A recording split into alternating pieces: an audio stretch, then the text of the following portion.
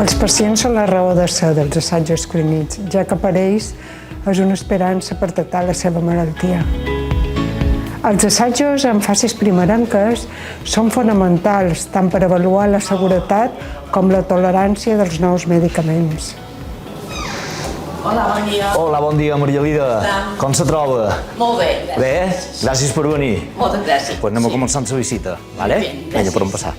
Avui farem una espirometria, vale? Te prendrem les constants, farem una electro i una analítica, que és el que mos toca per la visita d'avui de l'assaig clínic, en el que participes. D'acord. El pneumotac, que és esto d'aquí. Tenc hipertensió pulmonar i fa 2 anys i mig veien que les consultes d'aquí de pneumologia. Un dia me varen oferir per venir aquí a participar a un assaig clínic i tot d'una vaig dir que sí, no ho vaig dubtar. Espero que aquest assaig clínic que m'estan fent serveixi també per les altres persones que tenen la meva malaltia.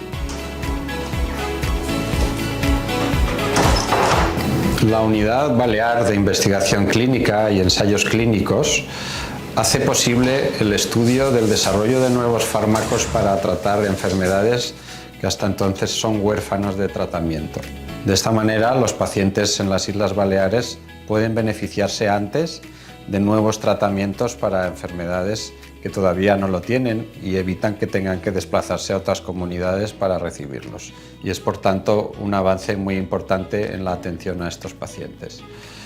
De hecho, nos sitúa o nos sigue situando como referencia en investigación a nivel nacional e internacional.